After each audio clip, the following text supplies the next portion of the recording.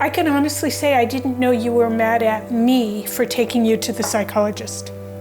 And I don't know if that's just because I was so in my own stuff. Again, I don't know if I was mad at you for taking me to the psychologist or if I was mad at you for, okay. I know I was mad at you for reading my diary. Well, we definitely know that. But I think it kind of, the psychologist was like chump change in comparison to that for me. It was just kind of, something I was being told to do. But what I know I didn't know is that, like, I didn't have any thought or understanding that the choice of going to that child psychologist and then to that child psychiatrist, I didn't realize that would change the course of my entire life. There was never a thought that decision changed my entire life. And I can honestly say I didn't know that either. I didn't understand that you would be on these medications forever and ever. Yeah. I thought this was a temporary, let's have some therapy, let's get through this next 6 months kind of thing. Right.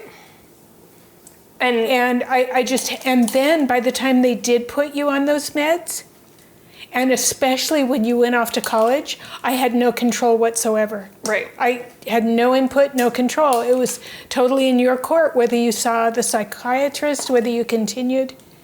I couldn't even ask the question whether you were getting adequate care at college. Right.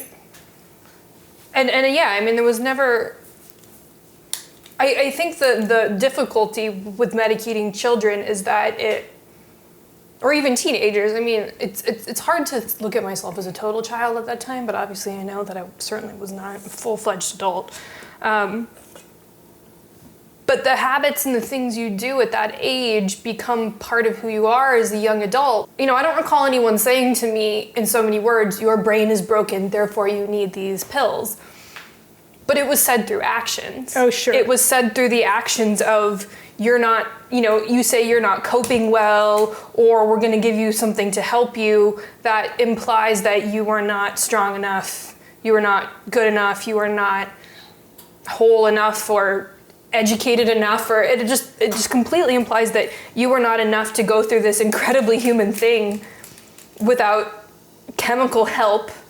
And when you get that message as a 15-year-old, I think it really does a number on your emotional development over the next, for a really long period of time. So it never occurred to me that I didn't need them. The drugs. It never occurred to me that I didn't need antidepressants because I was told I did. Temple and I went on a trip down memory lane. I took her to the Sizzler. I didn't even know the Sizzler survived the pandemic. Yeah, you want to go with us? There's one in Sparks.